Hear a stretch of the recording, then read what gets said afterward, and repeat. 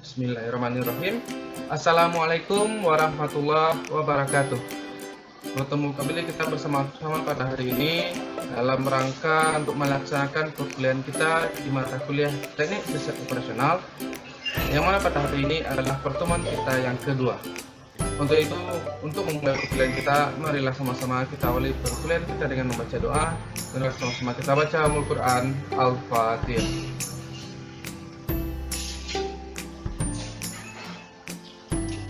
Baiklah, pada pertemuan kedua ini, perkuliahan yang kita lakukan secara daring, kita gunakan melalui media slide presentasi PowerPoint, kemudian video presentasi, dan juga tanya jawab di grup WA. Kemudian mengumpulkan tugas dalam bentuk Google Drive. Baiklah, langsung saja untuk melanjutkan perkuliahan kita, saya akan menjelaskan materi kita pada pertemuan kedua ini. Materi kita pada pertemuan kedua ini adalah tentang model riset operasional, atau dalam bahasa Inggrisnya Operation Research Model. Apa itu model riset operasional? Nah, itu pada pertemuan kedua ya. Oke, kita lanjut. Nah, kita mulai dari definisi. Seperti biasa, pertemuan kita itu kita akan awali dalam bentuk definisi. Apa itu model riset operasional? Definisinya adalah most operation research studies involve the construction of a mathematical model. Jadi di sini dapat diketahui bahwasanya hampir semua riset operasi itu adalah mengungkapkan atau membangun atau menunjukkan konstruksi dari construction of the mathematical model, konstruksi dari model matematika. The model, apa itu model matematika? The model is a collection of logical and mathematical relationship that represents aspects of the situation under study. Jadi model itu adalah koleksi dari logika dan matematika, relationship dan hubungan matematika. Jadi model itu adalah hubungan logika dan hubungan matematika that represent, yang direpresentasikan aspek-aspek dari situasi studi yang sedang dipelajari. Jadi itu merepresentasikan aspek-aspek dari situasi yang sedang dipelajari. Maksudnya yang sedang dibahas. Ya. Models describe important relationships between variables, include an objective function with which alternative solutions are evaluated, and constraints that restrict solution to feasible values. Jadi model itu menggambarkan hubungan penting antara variabel-variabel termasuk objective function, fungsi tujuannya. Kemudian yang mana with which alternative solution, yang mana alternatif solusinya dievaluasi, are evaluated, and constraint, dan fungsi fungsi pembatasnya atau fungsi penghalangnya ya, restrict solution, yang mana solusi tersebut to feasible values, untuk nilai-nilai yang dapat diukur atau feasible ya. Kemudian, although the analysis would hope to study the broad implication of the problem using a systems approach. Jadi termasuk juga analisa berharap bahwasanya pembelajaran tersebut berimplikasi kepada masalah yang sedang digunakan atau dipecahkan. A model cannot include every aspect of a situation. Jadi model itu tidak dapat memasukkan semua aspek yang ada dalam situasi tersebut.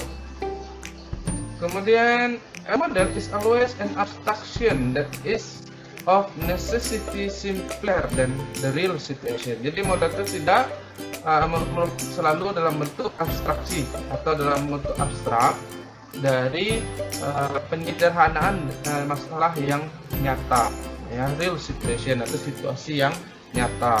Dan seperti itu definisinya dan seterusnya. Silakan saudara pelajari.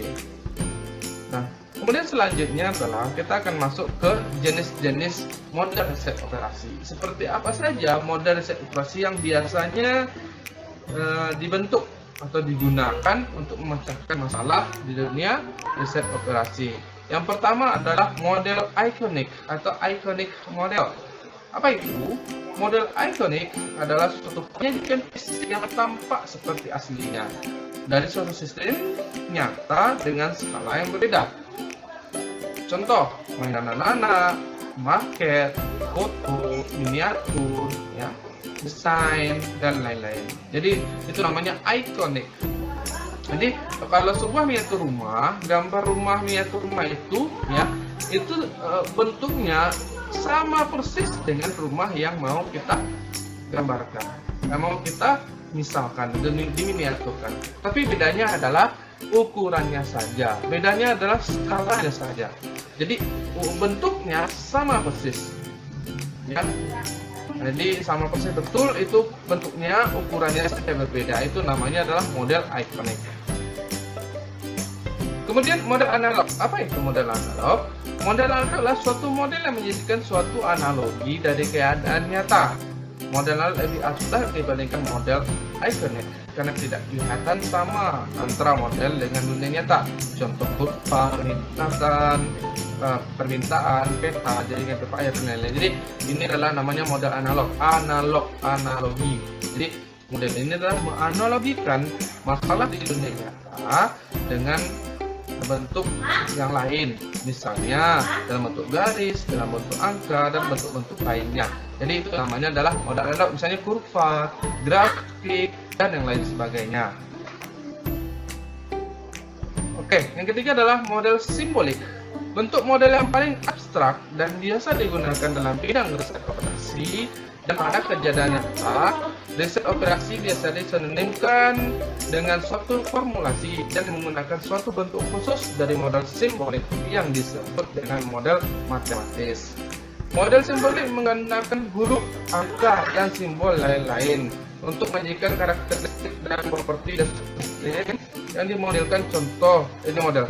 Contoh persamaan, badan, tulis, dan lainnya. Jadi model pada kenyataan adalah ini disinonimkan, misalnya disimbol-simbolkan, misalnya masalah disimbolkan dalam bentuk lingkaran, tindakan disimbolkan dalam bentuk kotak, alurnya disimbolkan dalam bentuk panah. Itu namanya simbolik.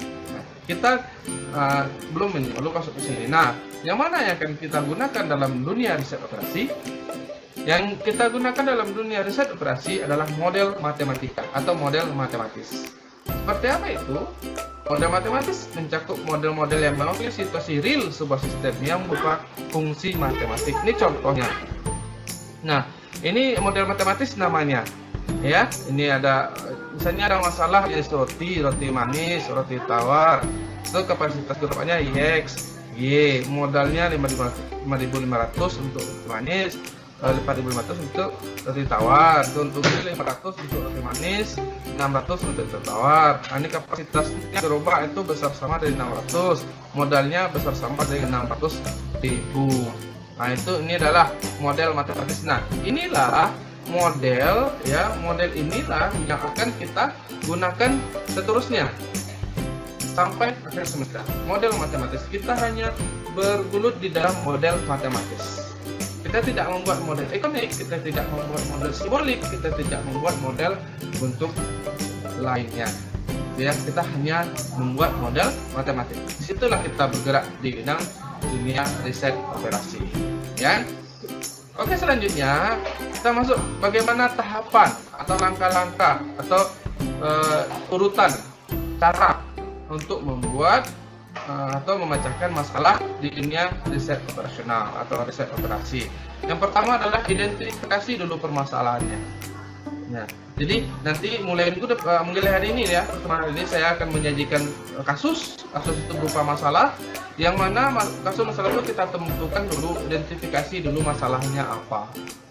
Setelah kita temukan masalahnya, baru kita bangun model.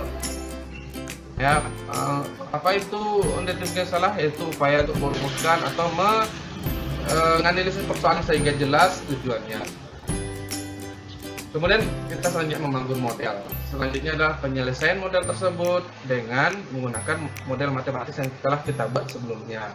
Kemudian validasi modelnya dan implementasi hasil akhirnya. Nah, di mata kuliah kita akan hanya membahas sampai ke 3, ya, penyelesaian model. Jadi kita identifikasi dulu masalahnya, kemudian kita buat modelnya, kemudian kita selesaikan atau penyelesaikan masalahnya dengan menggunakan model tersebut. Nah, untuk validasi dan implementasi itu lebih ke mata kuliah yang lain. Oke, ya. Nah, kita masuk bagaimanakah cara membuat model matematis dari suatu kasus di dunia riset operasional. Ini satu kasus, yaitu PT Laguna Tekstil memiliki sebuah pabrik yang akan memproduksi dua jenis produk, yaitu kain sutra dan kain wol. Untuk memproduksi kedua produk diperlukan bahan baku benang sutra, bahan baku benang wol, dan tenaga kerja. Maksimum penyediaan benang sutra adalah 60 kg per hari, benang wol 30 kg per hari, dan tenaga kerja 40 jam per hari. Kebutuhan untuk memproduksi satu lembar kain sutra adalah 2 kg benang sutra dan 2 jam tenaga kerja. Sedang kebutuhan untuk memproduksi satu lembar kain wol adalah 3 kg benang sutra, 2 kg benang wol, dan 1 jam tenaga kerja. Kedua jenis produk memberikan keuntungan sebesar Rp 40 juta untuk kain sutra dan 30 juta untuk kain wol. Buatlah model matematis riset operasi dari kasus di atas. Nah, itulah satu kasus, ya, itulah satu masalah, itulah satu problem yang akan kita selesaikan masalahnya, yang akan kita buat solusinya, yang akan kita carikan jalan keluarnya terhadap masalah tersebut. Langkah pertama dalam riset operasi adalah kita identifikasi masalahnya. Nah, untuk identifikasi masalah itu di mata kuliah ini, khususnya sama saya ini, yang menentukan tujuan dari objeknya, atau identifikasi masalahnya, atau menentukan objektivitasnya adalah saya. Karena saya ambil soalnya.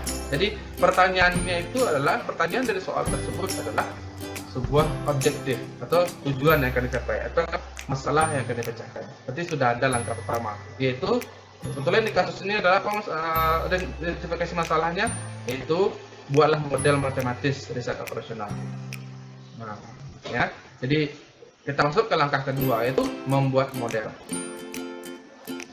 Nah, untuk membuat model matematis di dalam dunia riset operasi kita membutuhkan tool atau alat, yaitu yang pertama adalah tabel.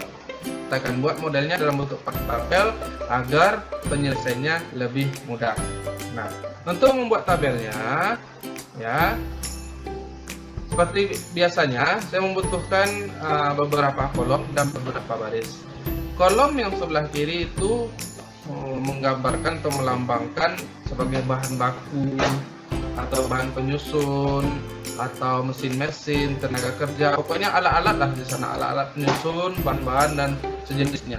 Pokoknya sesuatu yang menunjang agar solusi itu terwujud. Jadi alat, bahan baku, tenaga kerja, orang, mesin, dan lain sebagainya. Kolom paling kiri. Nah, kolom di tengah adalah unsur-unsur penyusunnya atau unsur-unsur yang mengisi terhadap produk tersebut atau terhadap operasional tersebut. Dalam kasus ini adalah kain sutra dan kain wol. Nah, kemudian di kolom paling kanan itu adalah maksimum penyediaan atau minimum.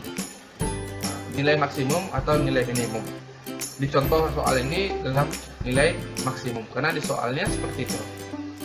Nah, kemudian kita isi tabelnya, yaitu kalau di dalam kasus ini bahan penyusun atau unsur-unsur yang menunjang terwujudnya masalah tersebut adalah benang sutra, benang wol, dan tenaga kerja. Kemudian ini bahan baku atau yang mengisinya adalah kain sutra dan kain wol. Nah, yang sebelah paling kanan penyediaan maksimum. Sesuai dengan cerita kasus di atas, bahwasanya di sini dia dua jenis produk sudah kain sutra kain wol. Nah, kemudian maksimum penyediaan benang sutra adalah 60 kg per hari, benang wol 30 kg per hari, dan tenaga kerja 40 jam per hari. Nah, itu kita sajikan diletakkan di kolom paling kanan nih. Benang sutra maksimum penyediaan 60 kg, benang wol maksimum penyediaannya 30 kg, tenaga kerja maksimum penyediaannya adalah 40 jam. Kemudian untuk bagian di tengahnya,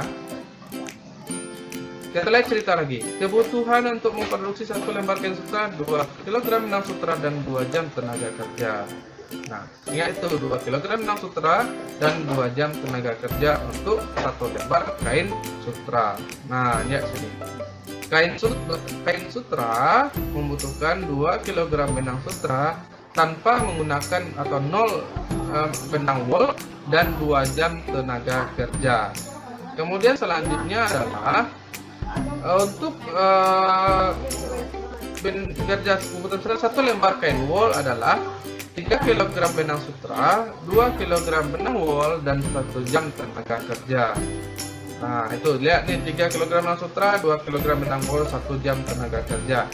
Nah, lihat nih. Jadi benang wol adalah 3 kg benang, untuk benang wol, kain wol adalah 3 kg benang sutra, 2 kg benang wol, dan 1 jam tenaga kerja. Nah, kemudian selanjutnya pertanyaannya adalah, atau yang kedua jenis produk memberikan keuntungan sebesar 40 juta kain sutra, 30 juta kain wol. Nanti dibikinkan di ZMax ini. Nah, kita akan buat, pertama adalah tentukan variabelnya dulu. Variabelnya adalah X1 kain sutra, X2 kain wol. Jadi kita anggaplah kain sutra ini sebagai X1, kain wol ini sebagai X2. Ada juga yang kadang-kadang membuat kain sutra ini sebagai X, kain wol sebagai Y. Nggak ada masalah, sama saja. Tapi saya lebih senang menggunakan kain sutra sebagai X1, kain wol sebagai X2. Kemudian fungsi tujuannya. Apa itu fungsi tujuan yang akan dicapai? Nah, di sini jelas tadi disebutkan bahwasanya yang akan dicapai adalah sini model matematisnya. Nah, di sini memberikan keuntungan. Keuntungan itu kan berarti laba. Laba itu berarti positif atau maksimum, ya. Berarti kan di definisi pertama dijelaskan bahwasanya desain operasi itu ingin mencapai maksimum profit atau lowest cost. Jadi keuntungan tertinggi atau biaya terendah. Nah, di sini kan keuntungan, berarti keuntungan tertinggi. Nah, keuntungan itu dilambangkan dengan ZMax.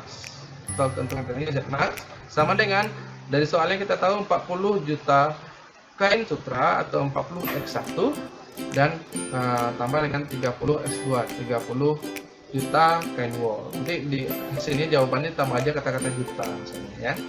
Nah, ini. Nah, kemudian itu fungsi tujuan atau objektifnya. Apa fungsi kendala atau fungsi kendala atau restricted constraint atau fungsi kendala? Nah, fungsi kendalanya adalah atau yang menghambat agar dicapai adalah, atau batasannya adalah ini, ada 3 buah. Itu sesuai dengan bentuk tabel. Kalau tabelnya itu 3 baris sini, berarti itu 3 buah fungsi kendalanya. Yaitu fungsi kendala untuk benang sutra, fungsi kendala untuk benang wol, dan fungsi kendala untuk tenaga kerja. Nah, untuk fungsi kendala benang sutra adalah 2X1 tambah 3X2 kecil sama dengan 60. Kenapa seperti itu? Nah, sini lihat, benang sutra, lihat di baris benang sutra ada 2 di kain sutra, berarti 2X1 tambah dengan nilai 3 di kain wol, berarti tambah dengan 3X2. Maksimum itu kan nilainya tidak boleh lebih. Ya, maksimum tidak boleh lebih. Segitu paling tinggi, dah. Itu tidak boleh lebih, maksimum. Nah, berarti boleh kurang. Berarti kecil sama, tidak boleh lebih, ya. Kecil sama dari 60. Nah, itu maksimum. Berarti untuk benang sutra fungsi kendalanya 2X1 tambah 3X2 kecil sama 60. Kemudian untuk benang wol 0X1 atau tidak ditulis tidak apa-apa, tambah dengan 2X2 kecil sama dengan 30. Tenaga kerja 2X1 tambah 1X2 atau X2 saja boleh, kecil sama dengan 40. Nah, itu fungsi kendala ketiga. Jadi fungsi kendala pertama untuk benang sutra adalah 2X1 tambah 3X2 kecil sama dengan 60. Untuk fungsi kendala kedua benang wol adalah 2X2 kecil sama dengan 30. Sedangkan untuk yang ketiga tenaga kerja adalah 2X1 tambah X2 kecil sama dengan 40. Nah, itulah fungsi atau model matematisnya. Yang mana model matematis itu akan kita rumuskan dengan metode yang ada. Nah, contoh lagi, itu contoh untuk kasus yang maksimum profit atau keuntungan tertinggi. Nah, kita tidak hanya membahas tentang maximum profit, kita juga akan membahas tentang minimum cost. Nah, ini yang minimum cost. Perusahaan makanan Royal merencanakan untuk membuat dua jenis makanan, yaitu Royal Bee dan Royal Jelly. Kedua jenis makanan tersebut mengandung vitamin dan protein. Royal Bee paling sedikit diproduksi 2 unit dan Royal Jelly paling sedikit diproduksi 1 unit. Biaya produksi 1 unit Royal Bee adalah Rp100.000 dan Royal Jelly adalah Rp80.000. Jumlah kandungan isi Royal Bee adalah 2 unit vitamin dan 2 unit protein. Sedangkan jumlah kandungan isi Royal Jelly adalah 1 unit vitamin dan 3 unit protein. Minimum kebutuhan kandungan isi Royal Bee adalah 8 unit vitamin dan 12 unit protein. Nah,